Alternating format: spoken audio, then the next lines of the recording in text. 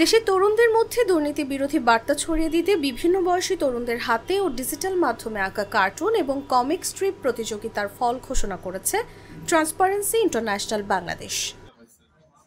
১৩ দিনব্যাপী প্রদর্শনী ও ভার্চুয়াল গ্যালারিও উদ্বোধন করা হয়। গত সোমবার বিকেল ৩টায় টিআইবির ধানমন্ডি কার্যালয়ে বিজয়ীদের হাতে পুরস্কার তুলে দিয়ে প্রদর্শনীর উদ্বোধন করেন অতিথিরা। উপস্থিত অতিথি এবং অংশগ্রহণকারীদের স্বাগত জানিয়ে টিআইবি নির্বাহী পরিচালক ডক্টর ইফতেখারুজ্জামানের সূচনা বক্তব্যের মধ্য দিয়ে পুরস্কার বিতরণী অনুষ্ঠান শুরু হয়।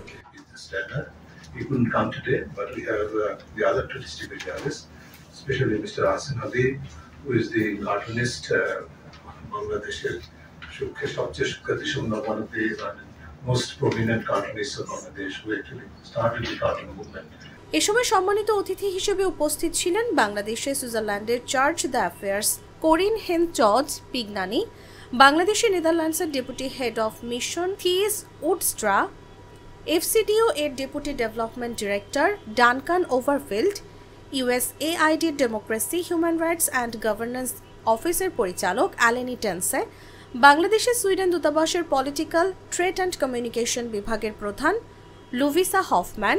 Any democratic society depends on the respect of freedom and the respect for freedom of expression and opinion.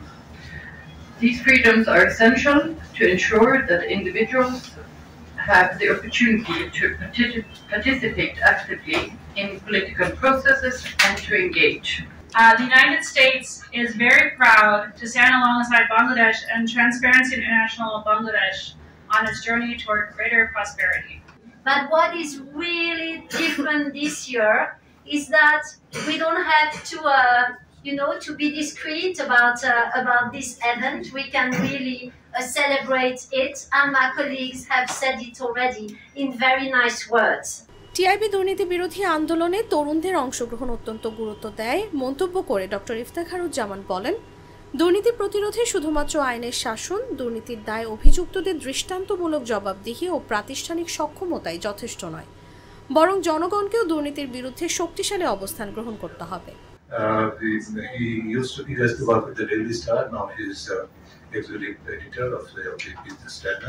He couldn't come today, but we have the other two distinguished journalists, especially Mr. Asin Ali, who is the cartoonist, Bangladesh, সবচেয়ে সুখ্যাতিসম্পন্ন one of the most prominent cartoonists of Bangladesh who actually started the cartoon movement, particularly in the cartoon movement. He's Asin Ali.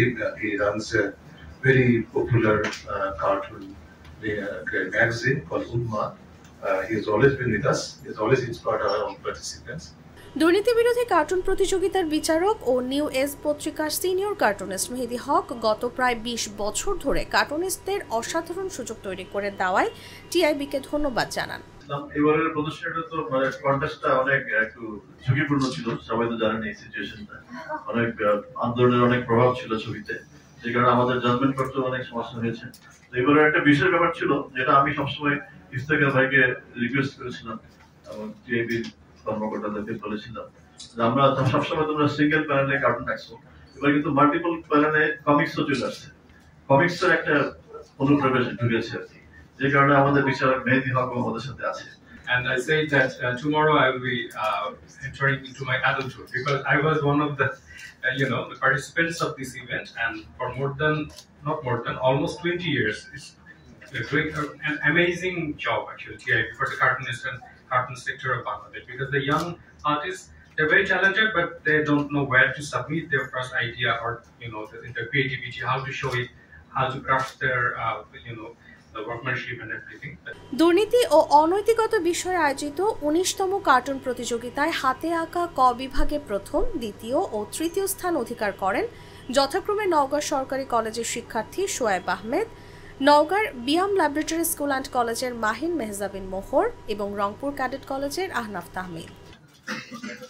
খ বিভাগে প্রথম, দ্বিতীয় ও তৃতীয় স্থান অধিকার করেন যথাক্রমে ঢাকা বিশ্ববিদ্যালয়ের চারুকলা বিভাগের শিক্ষার্থী অরিন্দম কুণ্ডু, কুমিল্লা মেডিকেল কলেজের শিক্ষার্থী আসিফ মোহাম্মদ ইউসুফ এবং ইউনিভার্সিটি অফ লিবারাল আর্টস বাংলাদেশের শিক্ষার্থী Abdullah Al Junaid.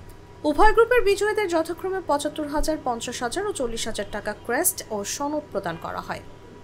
Orindam, 23 years Old Odindam, is currently an FMA student at Faculty of Fine Arts, University of Dhaka. He will receive a shea butter ও ভিটামিন ই সমৃদ্ধ Lily glam beauty soap. Lily, always beautiful.